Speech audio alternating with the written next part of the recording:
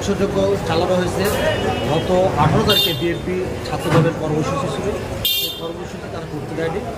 কিন্তু কর্মসূচি এক পর্যায়ে যখন পুলিশ কর্মসূচিতে বাধা দেয়, কিন্তু অতর্কিতভাবে আওয়ামী লীগের পুলিশের ছত্রছায় এবং পুলিশ তাদেরকে সম্পূর্ণ পরিশ্রম নিয়েছে। ওই ছত্রছায় আওয়ামী লীগের গুন্ডা বাহিনী, যুবলীগ, ছাত্রলীগের গুন্ডা বাহিনীরা এসে অতর্কিতভাবে পার্টি অফিসে হামলা করেছে, পার্টি অফিস ব্যাপক ভাঙচুর করেছে। আপনি দেখছেন পার্টি অফিসে আমাদের পুরো সেট আপ ছিল, চেয়ার টেবিল থেকে একবারে শূন্য করে দিয়েছে একবারে। আর আমাদের নেতৃত্ব যে কজন ছিল তাদেরকে শারীরিকভাবে নির্যাতন করে তারা পালিয়ে কোনোরকম জানে বেঁচেছে। তো আজকে তাদের এই ধ্বংসযজ্ঞ অ্যাকচুয়ালি এটা একটা সিম্বলিক ধ্বংসযজ্ঞ বলবো আমি। দেশটাকে তারা ধ্বংস করেছে 17 বছর ধরে। এই দেশটাকে তারা এমনভাবে লুটপাট করেছে, এমনভাবে নৈরাজ্য করেছে, আজকে প্রায় 10 লক্ষ কোটি টাকা দেশের বাইরে পাচার হয়েছে। যার কারণে দেশে আজকে অর্থনৈতিকভাবে চরম ধ্বংস হয়েছে। আমরা পার্টির সাথে সংস্কার করতে পারবো, কিন্তু যে অর্থ দেশের বাইরে চলে গেছে, দেশটাকে যেভাবে ধ্বংস করে দিয়েছে এই আওয়ামী লীগ সরকার, সেইটা হয়তো পুরো ফিরে আনতে আমাদের বহুদিন সময় লাগে।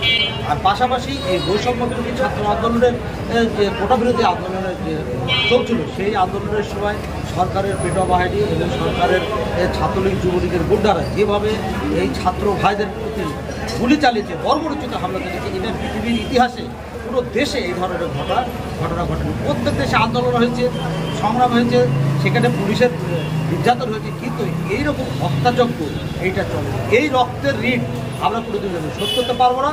আর এই রক্ত যারা ছড়িয়েছে তাদেরকেও বাংলাদেশের মানুষ কোনোদিন ক্ষমা করবে। তাদের বিচার এই বাংলাদেশের মাটিতে হবে, যেখানেই পালিয়ে যান কোনো লাভ নেয়, তাদের বিচার এই বাংলার মাটিতে হবে। হত্যাগুলো হলো, খুনগুলো হলো, যার কারণে বাংলাদেশের মানুষ 17 বছর ধরে এই সরকারের বিরুদ্ধে যেভাবে ফুঁসে উঠছিল, সেই বিস্ফোরণটা ঘটেছে এই ছাত্র আন্দোলনের মাধ্যমে। তাদের জনতা, শ্রমজীবী মানুষ, কৃষিক্ষেত্রের মানুষ, বিভিন্ন সেক্টর স্টেক হোল্ডাররা এই আন্দোলনের শরীর হয়ে আজকে বাংলাদেশের জনগণ ছাত্রদের ঐক্যবদ্ধ আন্দোলনের কারণে সকল রাজনৈতিক দলের পূর্ণ সমর্থনের কারণে আজকে বাংলাদেশ স্বাধীন হয়েছে। আমরা বলবো এবং সারা বছর আমরা পালন করবো 5ই আগস্ট স্বাধীন, দ্বিতীয় স্বাধীন।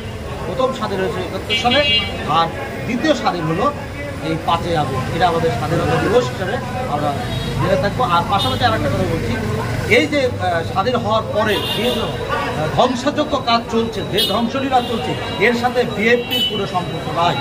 এই যারা গত 7 দিন ধরে আওয়ামী লীগের পেটোয়া বাহিনী হিসেবে কাজ করেছে, যারা 7 দিন ধরে আওয়ামী লীগের, যুবলীগের, ছাত্রলীগের ভাড়া খাটা গুন্ডা হিসেবে কাজ করেছে, তারাই এই ধ্বংসযজ্ঞের সাথে পুরোপুরি সম্পর্ক লুটপাট করছে। এটা কোনো রাজনৈতিক দলের নেতা। কাজে এদেরকে প্রশাসনকে অনুরোধ করবো, সেনাবাহিনীকে অনুরোধ করবো, উনি দায়িত্ব দিয়েছেন সেনাপ্রধান, এবং আমরা পাড়া বল পাহারা দিব যাতে এই ধরনের কাজ আর রাজ্য হতে পারে, আমরা চেষ্টা করব। আমাদের কয়েকজন ছাত্র মারা গেছে, আপনারা দেখেছেন, গতকালকেও মারা গেছে, সংখ্যাটা এখনও ক্লিয়ার হতে পারছি না। তবে আমরা একবার শুনলাম 4টা মারা গেছে, আমরা শুনছি 1টা মারা গেছে, মারা গেছে। আর যেভাবে কালকে গুলিগালাজ চলেছে এবং যেভাবে অস্ত্র ব্যবহার হয়েছে, এটা কোনো সভ্য দেশে হতে পারে। এটা একটা যুদ্ধ বিধ্বংস ফিলিস্তিনি হতে পারে, এটা ইয়েমেনে হতে পারে, এটা বিভিন্ন দেশে ইরাকে হতে পারে, কিন্তু বাংলাদেশে যদি এত অস্ত্র, এর জবাব রাজশাহীর মেয়রকে দিতে হবে, এর জবাব রাজশাহীর আওয়ামী লীগের সেক্রেটারি গামু সরকারকে দিতে হবে, সাথে যারা আছে তাদেরকে চিহ্নিত করা হবে, এই অস্ত্রের জবাব তাদেরকে দিতে হবে, এই গুলির জবাব তাদেরকে দিতে হবে। মাটির 10 হাত দূরে নিচে থাকলে গর্ত থেকে তুলে দেওয়ার হাতে জনগণ, এই জনগণ আইন সংস্থা বলবে, জনগণ আমরাও বলব, কারণ গুলিটা আমাদের বুককে উদ্দেশ্য করে করা হয়। বৈষম্য বিরোধী ছাত্র ইস্যু করে আমাদের সারা বাংলাদেশে প্রায় 50 থেকে 60,000 নেতাকর্মীকে তোলা হয়েছে, আর রাজশাহীতে প্রায় 400 জন তোলা হয়েছে। তারা এখনো জেলে আছে, কিছুক্ষণের মধ্যে হয়তো একটা নির্দেশ আসবে, তাদেরকে জেল থেকে ছেড়ে দেওয়া। আমি চাচ্ছি শান্তি। আমরা গণতন্ত্র চেয়েছি, গণতন্ত্র সামনে পাবো আশা করছি। আমরা এই ফ্যাসিবাদ স্বৈরতান্ত্রিক সরকার থেকে বাংলাদেশের জনগণকে মুক্ত করার আন্দোলন করেছি, সেই আন্দোলনে আমরা সফল হয়েছি। বৈষম্য বিরোধী ছাত্র আন্দোলনের সাথে আমরা সফলতাটাকে ভাগ করে নিচ্ছি। আমরা এখন চাই দেশকে পুনর্গঠন করতে, দেশের শান্তি ফিরিয়ে আনতে, দেশের অর্থনীতিকে পুনর্জীবিত করতে এবং দেশের রাষ্ট্র কাঠামোকে চেঞ্জ করে দিয়ে একটা নতুন রাষ্ট্র কাঠামো করতে, দেশকে আবার সুন্দর একটা স্বাধীন দেশ।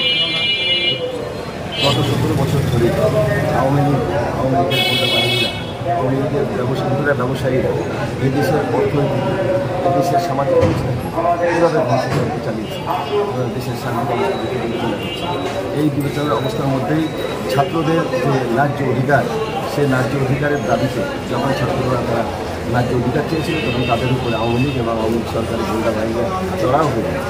প্রায় 500-র অধিক ছাত্রকে নির্মমভাবে হত্যা করে।